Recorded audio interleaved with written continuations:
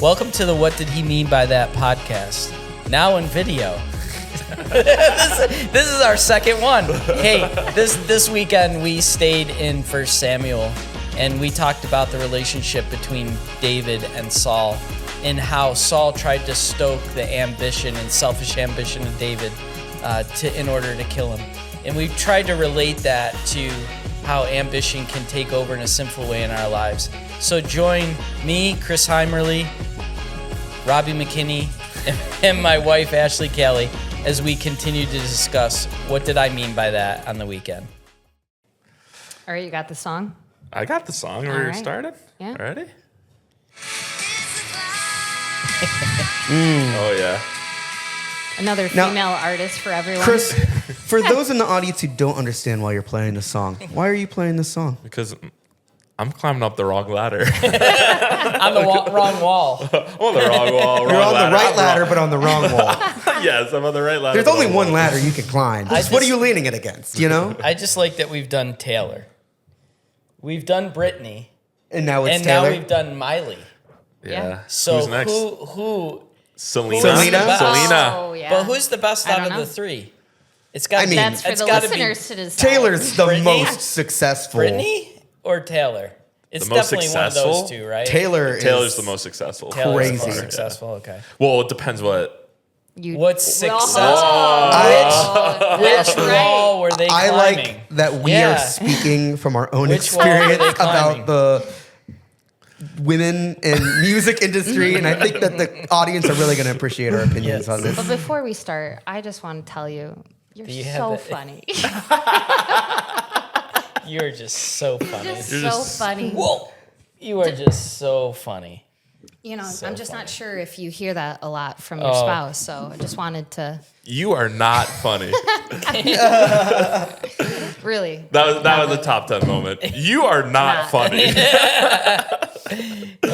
don't have to live with you for 10 years. I think on the Saturday night when I said the Facebook one with the women taking the pictures, and I said you're not that good looking, I think I said, or something like that. It was the first time I think I ever heard the Saturday Night Laugh. It's a hard task to do. Saturday I think night. it just, you need to be funnier. I think that's what it means. More active, interactive the Saturday night though. So Yeah, for sure. So ambition is what we talked a lot on this this weekend. It's good to have ambition. Can you talk a little bit more about? yeah, I think ambition is God given. I think we have to have ambition in life. We have to be striving for things. God's put desires in our hearts. Ambition is that desire. It's that motivational desire, right?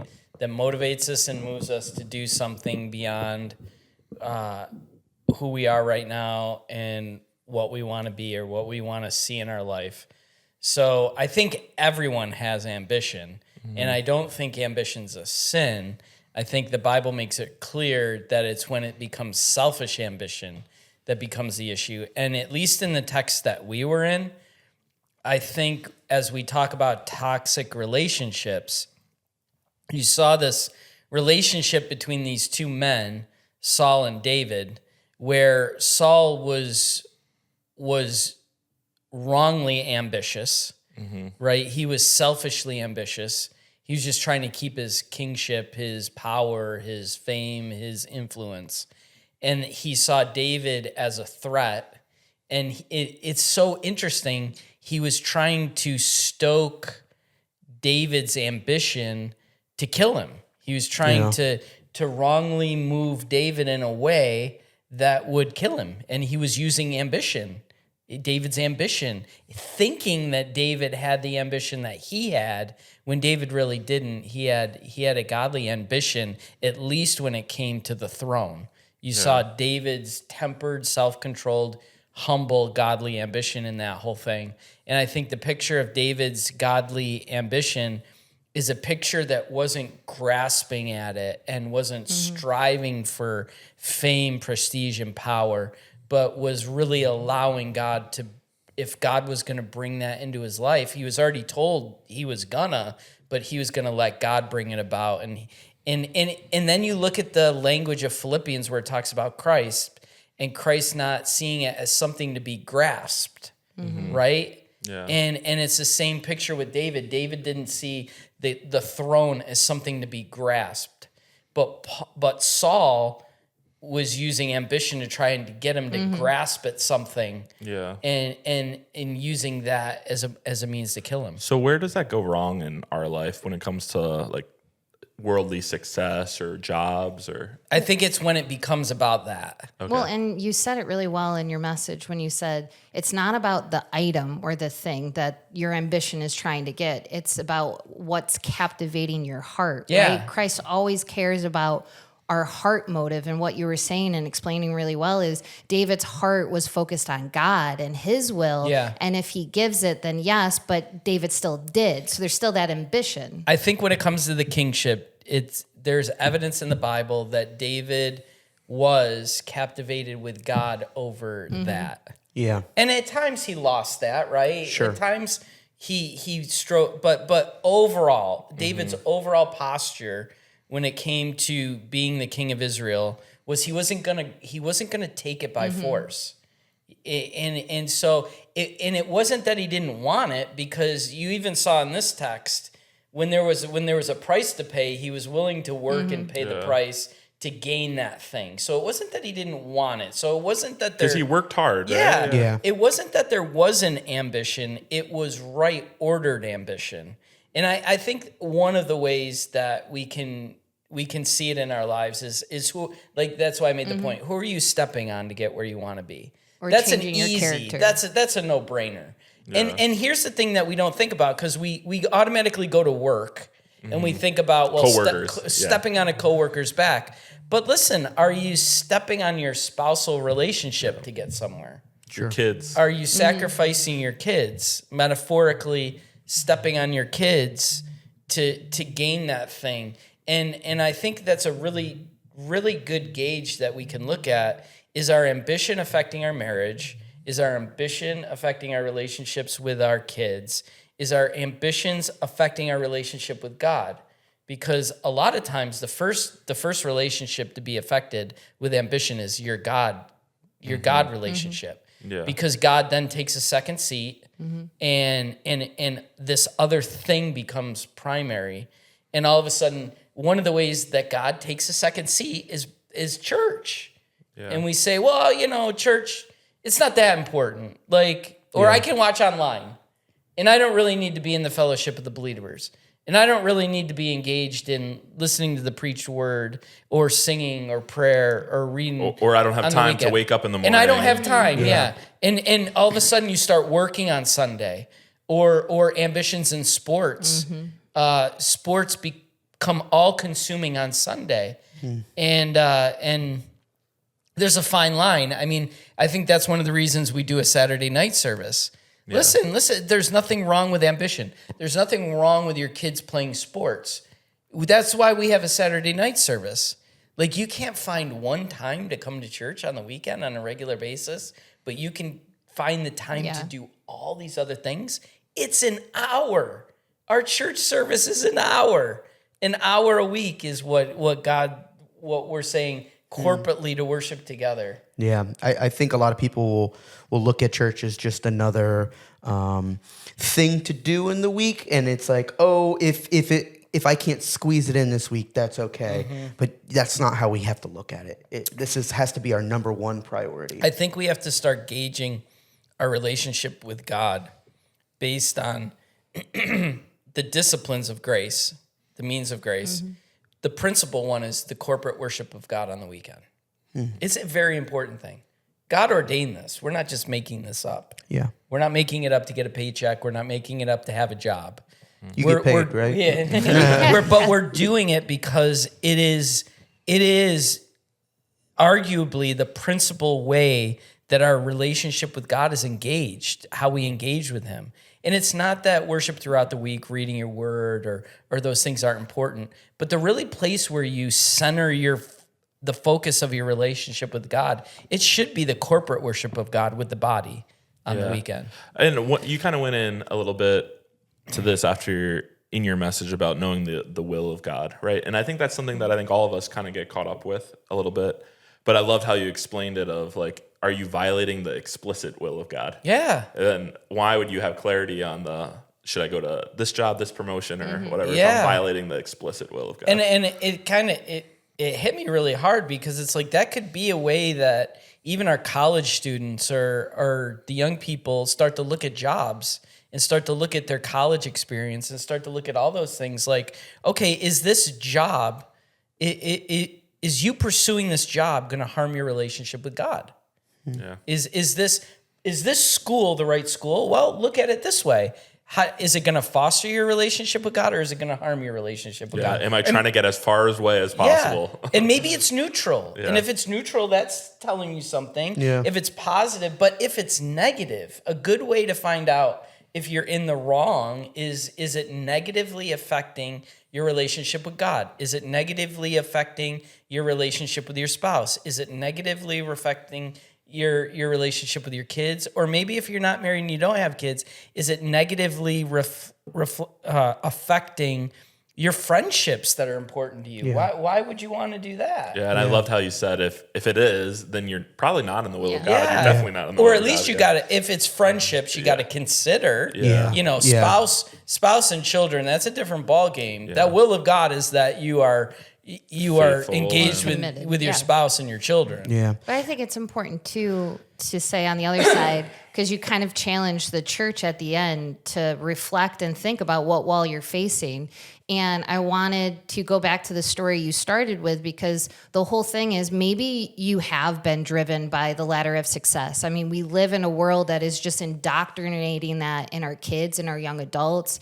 So maybe you have, taken this job because it pays more, but there's more hours or whatever. But I think it's important to go back to how the story started. And the story started with, well, now that my perspective has changed, now that Christ has saved me, or I want to live for him more fully, or I want to really build up this relationship with Christ, I can now use the place that I'm at, that God has me here for a reason, and use it for his good That's what and his Evan glory. did, right? Yeah. I think one of the good things that I said, and I didn't say it in the Saturday night. You like how I compliment my own message? One of the really good things. Yeah. One of the that I best said, questions I've one ever of the best asked. questions, one of the best statements that I made.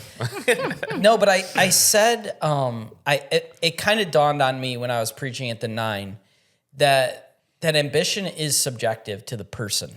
Yeah. And part of the problem is it's your passion. It's yours. It's not your spouse's. It's not your kids. So they don't always understand.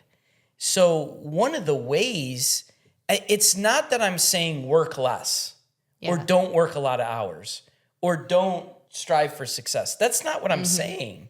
But what I'm saying is maybe one of the things you need to do is, if you're having a problem with your spouse or your kids, is sit down and engage them and help them to understand why this is a passion of yours, and that it's not more important than them, and that these hours are here, and work it out with your spouse. I'm sure maybe a lot of it could be fixed just by your spouse understanding why you work so much. Yeah. And it's not that you don't want to be with her or him, or it's not that you're putting it in front of your children, but it's important to you for X, Y, Z. And how do you bring them into that and involve them in that? That could mend the relationship without you actually having to change what you're doing. And not only that, I think it's so important to communicate that with our kids, because Kids don't understand. And they will see something and they'll think, oh, mom and dad care more about work than church, or they Right. care more about this. Why does dad never show up to my soccer game? Yeah. Why do Well, and I think the inner reflection, you made a statement that it's not the ambition, it's how the ambition captures your heart. Yep. Yeah. Right? So there could be a sinful ambition in there too, working Totally. that out too. Yeah. Without even changing what you're doing, Right. it's Totally. working out the sin. Changing why you're doing it. Why are you doing it? What is it that's deep in you? And it's always going to be a mixture. It's never going to be pure, because we're not ever going to be purely sinless in this life. So there's always going to be a little bit of selfishness. I could talk from a pastoral perspective. There's there's always that ambition in me to preach the best message and have the most people Best I come ever heard. and have a really big church and be really successful. I'm never going to be able to cleanse my desires of that sinfulness, right? So I have to constantly be guarding against it and repenting of it, like repenting, like that. It's virtually impossible to erase sinful motives in our hearts, because we have what's called indwelling sin. The Bible talks about it. The Bible talks about indwelling sin and the fact that we're going to battle sin and indwelling sin till the day that we die. So how do we don't let it take over, like you're saying, Chris. Yeah. We look at our motivations, we look at those parts of us, and we repent of it, and we recognize that it's there, and we don't let it capture our hearts and move us and cause us to do things, to allow it to burn down our house. Right? I think the biggest gauge of that too is how you said it with David. David, it wasn't like he still had ambition and he still did, but if I don't get it, if it's not God's will, then I'm okay. And I think that's a good gauge where I'm being ambitious and I'm moving forward towards this, but can I be like Job? The Lord gives and the Lord takes away. Blessed be the name of the Lord. I think there's another aspect of that too.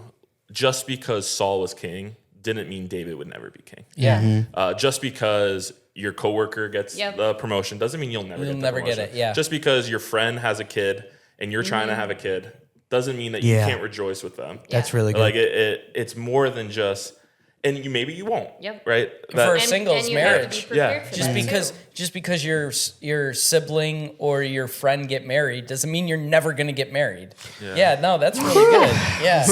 Some just wait till later in life. No, but it's really true because we gauge how much we think God loves us. Yeah. By us obtaining those things that are our ambitions, a spouse, children, the job, the promotion. So when it doesn't happen, we think God, for some reason, doesn't love us as much as the person that it's happening for. Yeah. Or we can feel like a failure and get bitter. Yeah. Look at this. I'm not where I want to be in life. I failed. And then you start to get bitter and angry at God. And that's recognition of that little bit of sinfulness that I'm talking about. It's always going to be there. Yeah. And the way you control that is your worth is not based on that. I have a question. What do you just say to somebody who's heard your message and recognizes, all right, I have sinful ambition in my life, but I'm an ambitious person. I want to turn it to ambition that is glorifying to God. How do they make that switch where they're no longer stepping on their wife, their coworkers, their kids' back? Instead, they start stepping on Jesus. I think like if it's a spousal or a kid thing, I think what I said before, you need to sit down and talk with them. Yeah. And help them to understand why you have this ambition, why this is a desire, why you want to do it, and when you repenting. That's good. When you do that, you may start to recognize where the sinfulness is in it. And like I think we've said all along, it doesn't necessarily mean that you're not supposed to be doing that. It's just maybe the way you're doing it. The way you're doing it, maybe the amount you're putting into it, at the expense of all these other things, maybe. And here's what I'm willing to bet. Like, I've seen this a million times. Like, say it's a time thing. So say your ambition is to get that promotion at your job. So you're pouring everything into it. You're neglecting your relationship with God. Let's just say that. And you're thinking, I got to work 60, 70, 80 hours a week to get there. I'm willing to bet if you were to work less and still work just as hard, but honor God, you'll get there if that's what He has for you. See, He's recognizing who God is. Like it doesn't always take the 80 hours. It takes God. Like that's what we forget. We forget that it's not us that's getting us there. Yeah, that's good. It's God that's bringing us there. The sovereignty. There's a story. There's a boat company. The company that's makes nautiques in World War II or World War I, whatever one it is. They honored God. They said, we have these government contracts, and the government's like, no, you have to fulfill them. And they're like, I honor God, and you just saw God bless them or work with them. And ultimately, that's not what the blessing is, right? The the expansion of the company, but you saw people be faithful to their convictions and Yeah. to who God is and prioritize that, and God blessing them. And a lot of times our ambition takes over because we don't trust God.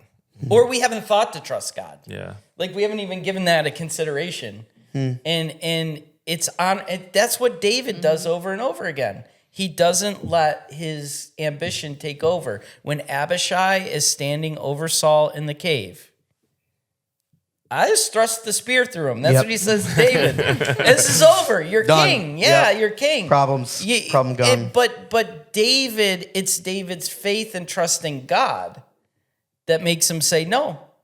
And I'm willing to bet anyone listening today, pull back the 2 hours. Give God 2 hours on Sunday or Saturday. 30 minutes to get to church, an hour at church, and 30 minutes to get home. That's a worthwhile sacrifice. Yeah. 2 hours less and 2 hours for God. And God will honor that. He does it with our money. When we give him, when we sacrifice our money, he blesses us, and he does it with our time, and he does it with our relationships. It's really a lack of faith. Yeah. It's a lack of faith. Our ambition takes over, and we run in that sinful ambition, that selfish ambition. Generally speaking, and most often because we lack the faith in God to bring it about in our lives, as opposed to trusting in our own. We trust in ourselves to bring it about and make it happen. Thanks for listening to today's episode on the What Did He Mean by That podcast. This podcast is designed to go into the weekend messages at Northside Church. We hope for you to join us this weekend, Saturday at 6 p.m. and Sunday at 9 a.m. and 11 a.m. See you there.